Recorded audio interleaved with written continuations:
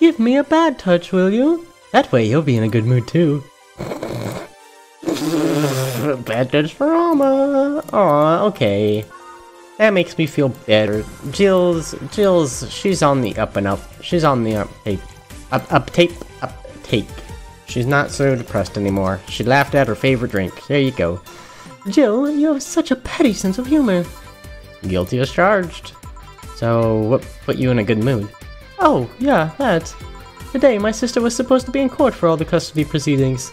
Of course, not only does she show up later than her husband, and drunk at that, but also dressed like she got fucked in the back of a parking lot. And to top it off, she forgot to even bring her kids. Luckily, my parents brought them to the court. The judge assigned the kids to my parents for the time being. So she really messed it up, huh? When they came back to the house and Diana started throwing a temper tantrum, she said it was lucky her husband didn't get the kids because the angst would make her jump onto the highway.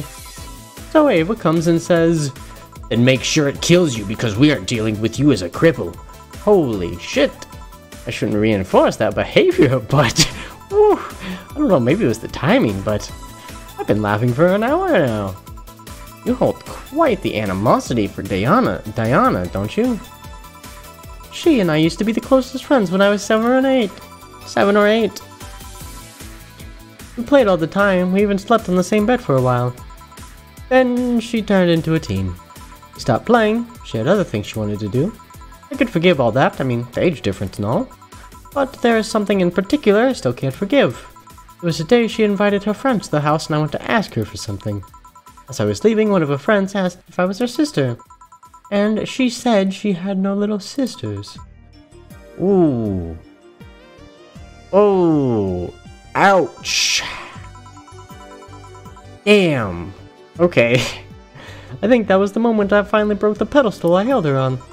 I admired her so much as a kid. Would admire someone, you know? Little by little, that admiration wore off until we finally reached that breaking point. Felt betrayed.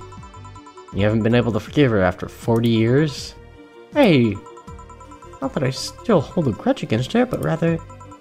the Diana who said all those things so many years ago is the same Diana that I know today. How so? She hasn't matured one bit. She's still as selfish, childish, and immature as she was back then. When you see her, you don't see an adult, you see an overgrown, horny teen. So aside from destroying any admiration I held for her, she's made sure not to fix that impression. Huh. But enough about me, how are you? Everything's fine. Aside from this note. A note? Remember how I told you I lashed out at my dead ex's sister? At my ex's sister, who is no longer here? Yeah. I got this note from her. Let's see. Wow, she must feel really bad about the whole thing. As do I. So, what's the problem then? The same fear that drove me away from her in the first place. Right? Give me a Brantini, will you? It's a little story I want to tell you. Okay. Interesting. Alright. I'm all ears. I don't know what she's going to try and tell us. Probably some sort of... Nope, that's wrong. Some sort of tale to help Jill with advice. This is the thing. Okay, let's start. Boo! Oh, hell no. This is the story of a girl who grew disillusioned with one of her sisters. Soon it became animosity, and not long after that she distanced herself completely from said sister. As soon as I saw the TV go out, I knew shit was about to go down. Okay. Alright. With time, the girl would become attached to her elder sister, looking up to her achievements. All I can look at right now are those boobs. Not now. Said sister would even marry the girl's best friend not soon after. And after the girl went to college, said sister would quit her job. The sister was worried sick about leaving her baby kid alone, prompting her to quit her high-ranking job. What if I hire your high-ranking lips? Shut up. The girl, even as an adult, felt betrayed. Her role model sister went against everything she held in her high esteem for. She was no longer a child, and yet she felt like a part of her had crumbled. Hey, Joe, I can lift her sweater. You want to see? I bet you want to see. Alright, enough. Enough? Shit. Peace out. I mean, I know the girl is you and the sister is your eldest sister. Please get to the point. Right. The point is, if you don't face her, she will be heavily disappointed. She's trying to make amends with you. You must take courage. Lots of it. Yeah, you're right. My mouth's dry. Can I get a beer? Right, a beer. Man, I am going crazy, aren't I? Ooh, okay. Ooh, I feel like there's gonna be a situation where Anna completely fucks it up. And Jill's gonna say something that she regrets because she says it out loud instead of saying it in her brain. I'm calling it now. That's what's gonna happen. So, tell me, did you and this Gabby girl get along? Oh, yeah. I mean, I never had brothers and sisters, but once Lenore introduced me to her as her sister-in-law, she got so excited about having a new sister that she clung to me a lot. I helped her in her studies, read books with her, played with her a lot. She was pretty much my sister too. I have to leave, but I'll tell you this. As both a big and little sister, if you don't grant that girl the chance of talking to you, I'll never forgive you. Yeah. Oh, there's a small news years this Saturday if you're interested. Oh, sure, I'll be there. Remember, I won't forgive you. Yeah. I'll go take my break. Alright. What? You were here? You were quite absorbed in the conversation just now. Jamie even said goodbye to you. Didn't you hear? Anyways, call me if you need anything. Ooh, okay. We're just gonna keep going because that was very quick one actually. Very short day. It's less chilly today. Bink. Jill, kid's looking for you. Aw, shit. Hey. Norma. Whew. You're back. Oh, fuck you.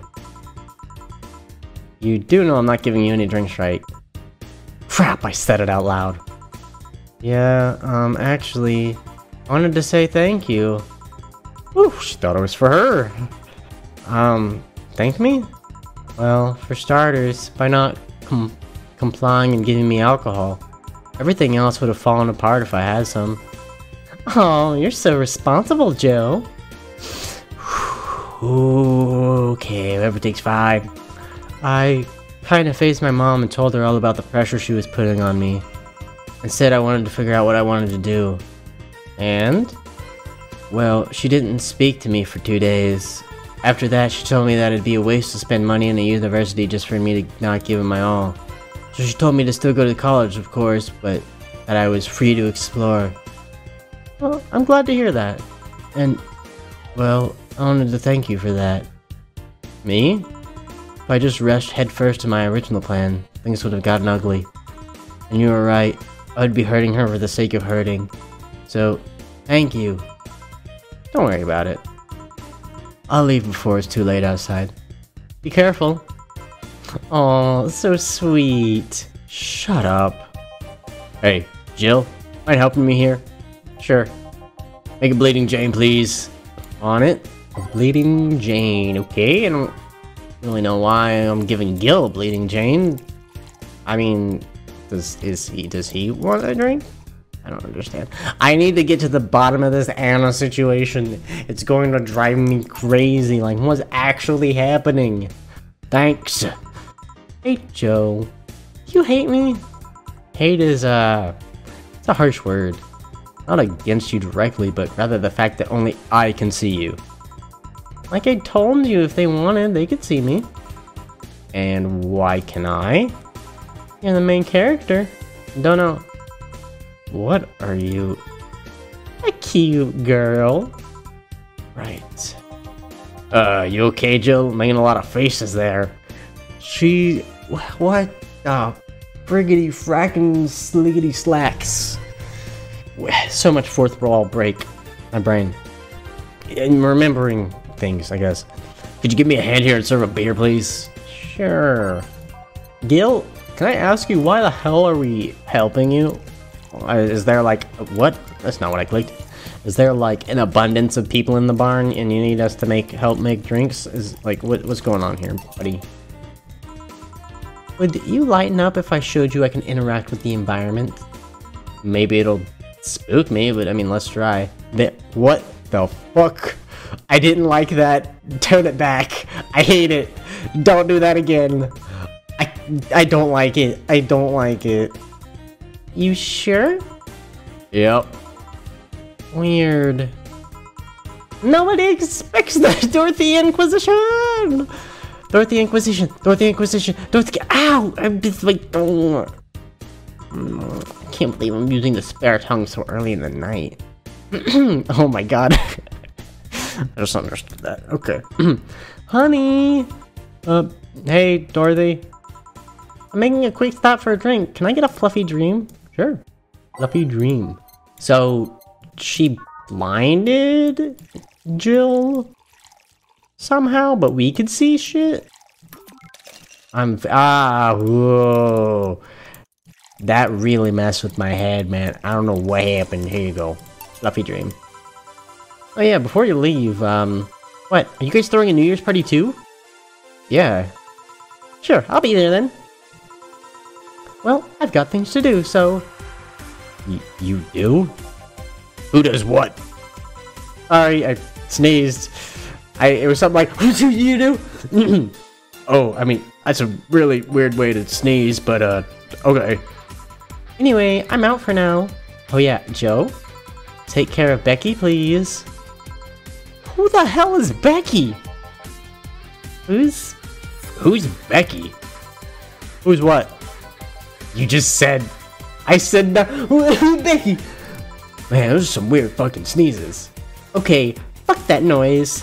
Fireworks are sold out everywhere. Is Donna... Becky? Is that actually her... I'm very confused. I'm just gonna assume it is, because I feel like it is, but maybe it's not. I need to go through them more and shady means. Wait, she's gonna buy them from the internet. She'll find them and put us all at risk of burning. I'll make sure there's an extra extinguisher at hand. Please. Well, I guess that's it for the day. You sure you're fine? I am, don't worry. Hey, do you mind if I ask a silly question? You've seen my clients. You can assume I don't mind silly questions. Silly answers can get on my nerves, though. Sorry, what did you want to ask? Do you know why they call them cat boomers? I mean, I guess their second set of ears look like a cat's, but the word boomer seems so out of place. Not so much when you consider it's not them, but their parents who were called such. Oh. Let's go a bit back first. You do know why cat boomers look like that, right? Because they went through some anti-nanomachine rejection treatment while they were still a fetus, right? It's called the Yamazaki-Romanova treatment. Or was it the Romaneko-Yamada treatment? Let's call it the catification procedure. I like that better. It was not only the first successful genetic fetus... What? It was not only the first successful genetic treatment on a fetus, but also the first way to fight nanomachine rejection. Moreover, that research had a bit of a rocky story. Funding got caught in the middle of it, at a critical point that could make or break the whole thing. Not to mention Zaibatsu Corp's record of not addressing nanomachine rejection at all. The rest of the research was funded by Maki Sengovic. Was it Stengovic? Let's call him Sten. We're gonna call him Sten. He's a businessman whose unborn daughter got diagnosed with early nanomachine rejection. Sten funded the research, and in a desperate move, his wife offered herself and her daughter as test subjects. Of course, the experiment was a success. The girl, Sylvia Sten, didn't die. She became the living testament of a scientific breakthrough. But then the story of how things played out for Sylvia got sensationalized in the media and created a weird fad. Excuse me. Ugh. Parents made their unborn children go through the catification procedure even if they had no ailments at all because one particular girl whose life got saved through the treatment became a media darling for a bit. A whole generation of kids with those cat-like protrusions got born. That makes sense, actually, why they would be called cat boomers, and the whole fad, I can see that totally happening. Wow, okay. and their parents got cow boomers. Generation of parents obsessed with these cat-like features. Fad quickly passed, but the term remained in use. Eventually, cat boomer just started being used for people with protrusions instead of their parents. You keep calling them protrusions. Why is that? Because that's what they are. What? You didn't think those things on their heads were ears, right? Sure, they can be moved because they're somehow connected to the facial and ear muscles. Plus, they can move like a cat's and react to their mood. But in the end, they're just appendages with no real function. Huh. Still surprises me a bit, though. The biggest mutation they get after the treatment is just that. Those ears are a small miracle on their own. People have been born with no eyes for less intrusive procedures. I really thought they were functional ears, huh? Let's say I learned quite a bit today, okay? Thank you. Don't worry, I feel like I should apologize for talking so much instead. And keep in mind I'm fucking up the terms, okay? I don't know what Stenokowicz and Ramasikhdi is. I don't want you saying someone got protrusions because of a catification procedure. I'll keep it in mind. Wait. What? Yeah, the guy's name was Stenkovich. What? I just remembered, Sylvia Stenkovich was around my age when I was a teen. There were some TV specials featuring her. I just remember that I had the biggest crush on her. Now that I think about it, that crush had me very confused back then. And did you need to shout just now? Sorry. In any case, I'm out for the day. Alright, careful out there. What? All booze and no firecrackers makes Donna a dull girl. Okay. How much? Oh no. I'm not gonna have enough. There's no way. There's no way. I have to make 4 grand in 2 days and not buy shit. Okay. I might not have to buy anything. I might not have to I was gonna just choose a very poor choice of words regarding Jill. I might not be able to buy the things that Jill wants to make her focus, because I might have to save it. But anyways, that's it for this episode. I'm gonna look through these things and tell you if anything is important. It's probably not.